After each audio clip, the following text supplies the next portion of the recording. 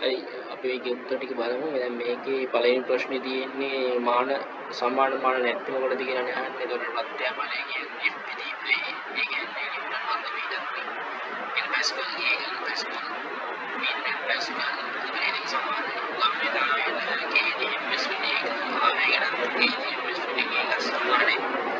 බලයෙන් නිව්ටන් යන පුෂ්ටිඝාත තියෙන්නේ n බෙදීම m දිගක්නේ. පෘෂ්ඨයක් දිගේ තියෙන ආතති බලයක් මේ තියෙන්නේ. එතකොට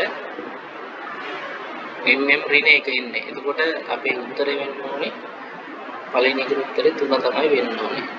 හරි. ඊට පස්සේ දෙවෙනි එක ගත්තොත් වර්ණී කැලිපරය භාවිතය ලබාගත් යම් දිගක පාඨාංගික රූප සටහන දැක්කේ මනලක දිග සහ උපකරණයේ කුඩා මෙම පිළිවෙල කොපම පිළිලෙන් කොපම මනද වර්ණී කැලිපරයට මූලාංක දෝෂයක් මමත් කියලා කියනවා. එතකොට මෙතනදී අපිට පේනවා මෙතනදී මේ වර්ණී පරිමාණයේ ප්‍රධාන පරිමාණයේ කොටස් 19ක් මෙයයි කොටස් 20කට බෙදලා තියෙන්නේ.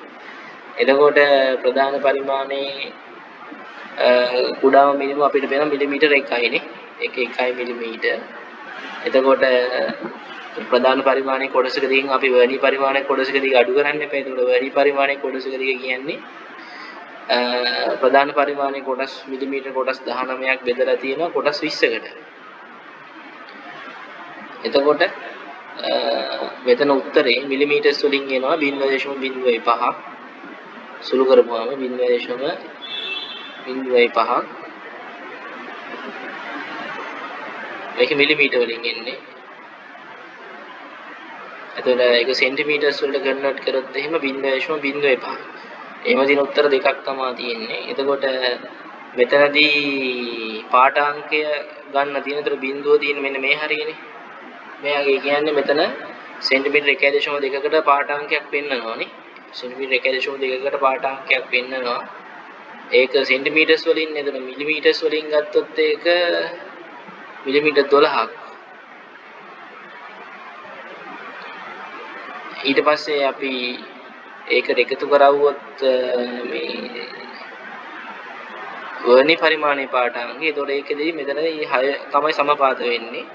6 සමපාත වෙනවා කියන්නේ කොටස් 12ක් නේ. ඒතර මේක 12න් වැඩි කරොත් එන්නේ 0.6ක්. ඒතර මිලිමීටර් 0.6ක් වර්ණී පරිමාණය එකතු වෙනවා මෙතෙන්ට. ඒතර මිලිමීටර් 12.6ක පාඨාංකයක් තමයි මෙතන පෙන්වන්නේ. ඒතර මිලිමීටර් 12.6ක පාඨාංකයක් කියන එක සෙන්ටිමීටර්ස් වලට කන්වර්ට් කරොත් 1.2ක්. උත්තරය වෙන්නේ 4 නේ. මූලාංග දෝෂ නැහැ කියනනේ මේකේ. හරි. ඊට පස්සේ 3 බැලුවොත් එහෙම දැන් මෙතනදී අපිට ආවේ මේ ක්‍රියාපතික්‍රියා ලකුණු කරගන්න හැකිනේ මෙහෙම. මෙයා R මේ පැත්තට R ලකුණු කරගන්න හැකිනේ. එතකොට අපි පද්ධතියේ මෙප් සමානයි m මේ දැම්මොත් එහෙම මේ පැත්තට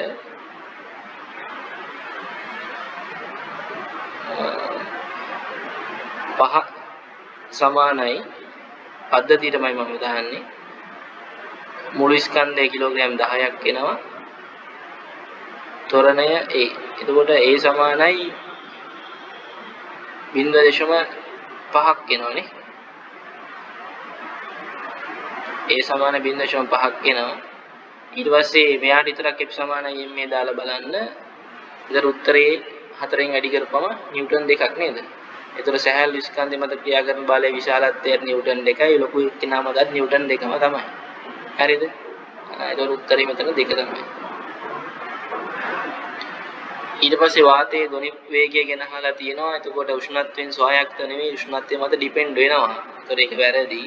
පීඩනයේ මත බලපෑමක් නැහැ. අඩු වුණත් වැඩි වුණත් කිසි ප්‍රශ්නයක් නැහැ. ආර්ද්‍රතාවය කියන්නේ මේ වායු ගෝලයේ පවතින ජල වාෂ්ප ප්‍රමාණයනේ. එතකොට ජල වාෂ්ප ප්‍රමාණය වැඩි වුණාම ඒක ඇතුලේ කන්ටෙන්ට් එක වැඩිනේ. මේ ගෑසස් කන්ටෙන්ට් එක වැඩි හින්දා අනිවාර්යෙන් වාතයේ ධ්වනි වේගය වැඩි වෙනවා. ආර්ද්‍රතාවය වැඩි කියන්නේ ජල වාෂ්ප වැඩි. ඒතර වාතයේ තියෙන ජල වාෂ්ප ප්‍රමාණය වැඩි හින්දා ආර්ද්‍රතාව මේ ධ්වනි වේගයත් වැඩි වෙනවා අනිවාර්යෙන්. හරි.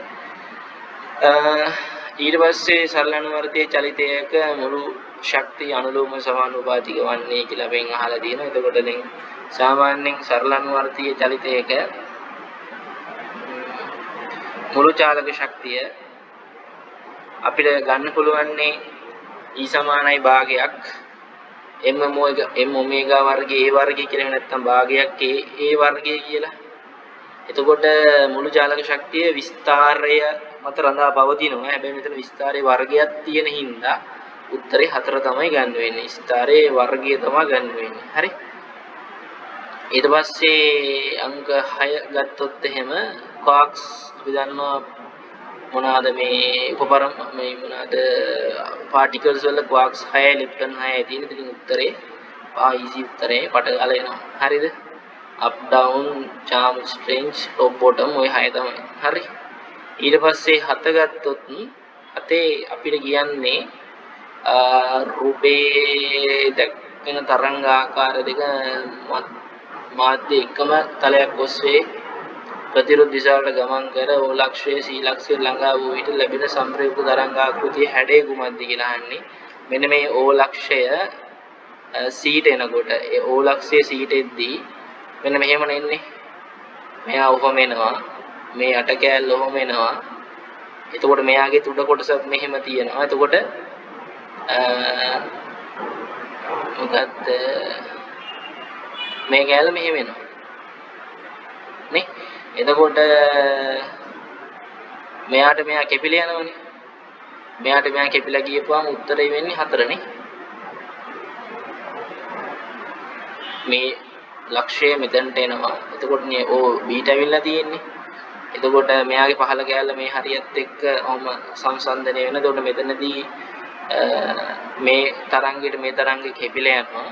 එතකොට මේ තරංගේ කොටසයි මේ තරංග කොටසයි තියෙනවා. එතකොට උත්තරේ වෙන්නේ 4. නේද? මේ කෑල්ල නෙවෙයි. ඊට පස්සේ 8 කෝෂයක විද්‍යුත්ගාමක බලය වඩාත් නිවැරදිව මැනීම සඳහා සුදුසු උපාංගය පහත සඳහන් ඒවායින් කුමක්ද කියලා අහනවා. එතකොට මීටර සීතුව ගැලනෝමීටරය ඇමීටරය මේ ඔක්කොම මේවා නේද? මේ ධාරාවමනින්නේ කියන්නේ පරිපූර්ණ නොවන වෝල්ට් මීටරයේ වෝල්ට් මීටරය විභවාන්තරයක් විද්‍යුත්ගාමක බලයක් මනින්න පාවිච්චි කරන්න හැකි. හැබැයි චූටි ධාරාවක් මෙයා අවශෝෂණය කර ගන්නවා මේ පද්ධතිය ඇතුළට. එයාගේ ඇතුළේ තියෙන අර ප්‍රතිරෝධය හරහා යන්න. එතකොට යම්කිසි අඩුවීමක් තියෙනවා. හැබැයි විභවමානය කියන එක තමයි හොඳම උත්තරේ වෙන්නේ. මොකද හේතුව විභවමානය කියන එකදී එයා පාඨාංකයක් දෙන්නේ ධාරාවක් ගලන් යන්නේ නැති වෙලාවක නේ. ඒතර ධාරාවක් ගලන් යන්නේ නැති වෙලාවක එයා දෙන හින්දා මෙතනදී උත්තරේ 8ට උත්තරේ 5 කියලා තමයි ගන්න වෙන්නේ නේ. හරිනේ. එතකොට මෙතනදී මොකක්ද 9 ගත්තොත් එකාකාර ඝන ගෝලයක් නිශ්චලතාවයෙන් ආරම්භ වී යානතලයක් ඔස්සේ ලිස්සා යාමකින් තොරව පෙරළේ කේන්ද්‍රය හරහා යන අක්ෂයක් වටා ප්‍රමණය වන ස්කන්ධය m සහ අරයාරෝණ ඒකාකාර ඝන ගෝලයක අවශ්‍ය දිග කූරණය භාගයක් mr වර්ගයක් වේ කියලා තියෙනවා. ගෝලයේ උත්තරණ චාලක ශක්තිය ගෝලයේ භ්‍රමණ චාලක ශක්තිය කියලා තියෙනවා. ඒතර ලිස්සීමකින් තොරව පෙරළේ කියලා තමයි කියන්නේ. කියන්නේ ලිස්සලා යන්නේ පෙරලි තමයි යන්නේ ආනතලයක් දිගේ. එතකොට අපි ගත්තොත් ඔමේගා කියලා කෝණික ප්‍රවේගයක් තියෙන වෙලාවක මෙයාගේ ඔමේගා කියලා කෝණික ප්‍රවේගයක් තියෙන වෙලාවේ මෙතනදී ස්පර්ශීය ප්‍රවේගය v කියලා ගත්තොත් මෙයාගේ අරේ r උත්තරණ චාලක ශක්තිය කියන භාගයක් mr වර්ගයනේ. එතකොට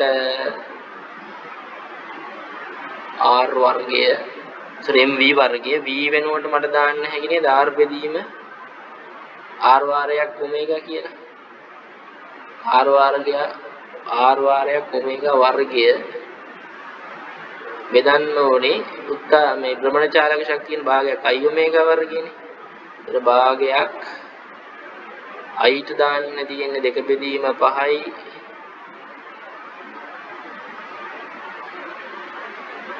mr වර්ගයනේ. එතකොට එතනට දාලා ඔමේගා වර්ගය දාන්න වෙනවා මෙතන. එතකොට මෙතන ඔමේගා වර්ගයට මෙතන ඔමේගා වර්ගය කෙපිලා යනවා. මෙතන r වර්ගයට මෙතන r වර්ගය කෙපිලා යනවා. මෙතන m ට මෙතනින් කැපිලා යනවා. ඊට පස්සේ මෙතන භාගයට මෙතන භාගෙත් කැපිලා යනවා. එතකොට mටත් m කැපිලා කියන්නේ. එතකොට එක බෙදීම දෙක බෙදීම පහ කියලා නෙන්නේ. එතකොට මේකේ උඩයට මාරු කරපුවම පහ බෙදීම දෙකක් නේද උත්තරෙන්. උත්තරේ 4 නේ. එතකොට ඊට පස්සේ විද්‍යුත් සමවිභව පෘෂ්ඨ පිළිබඳව පහත ප්‍රකාර සලකා බලන්න කියලා තියෙනවා. සමවිභව පෘෂ්ඨයක් මත විද්‍යුත් ශේෂ තීව්‍රතාවය සම විටම නියත වේ කියලා තියෙනවා. නේ සමවිභව පෘෂ්ඨයක මේ නංගමල්ලා මේ මොනවාද නියත වෙන්නේ විභවය. විද්‍යුත් ශේෂ්ත්‍රය නෙමෙයි. විද්‍යුත් ශේෂ තීව්‍රතාවය නෙමෙයි. මොකද විද්‍යුත් ශේෂ තීව්‍රතාවය කියන එකට දිශාවක් වගේ විශාලත්වයක් තියෙනවා. ඒතර නියත වෙන්නේ විභවය. එතකොට විද්‍යුත් ශේෂ තීව්‍රතාවය නෙමෙයි. ඒතකොට මේක ඒ වැරදිනේ. ඊට පස්සේ B ගත්තොත් විද්‍යුත් ශේෂ්ත්‍ර රේඛා සහ සමවිභව පෘෂ්ඨය කියන එකට අන්‍යෝන්‍ය වශයෙන් ලම්බක වේ. ඔව් අපි සාමාන්‍යයෙන් විද්‍යුත් ශේෂ්ත්‍ර රේඛා අඳින්න කියලා කිව්වම සමවිභව පෘෂ්ඨය අඳලා ඒකට ලම්බක වෙන විදිහට තමයි අඳින්නේ නේ. ඒක හරි. C කියන සමවිභව පෘෂ්ඨ දෙකක් එකින් එක සමග ඡේදනය නොවේ කියලා දිනනවා. සමවිභව පෘෂ්ඨ එකින් එක ඡේදනය වෙන්නේ නැහැ. තේරෙනවද? එතකොට උත්තරේ වෙන්නේ 4 නේ. එහෙනම් පළවෙනි 10ට ওই විදිහට තමයි උත්තර ටික සෙට් වෙන්නේ.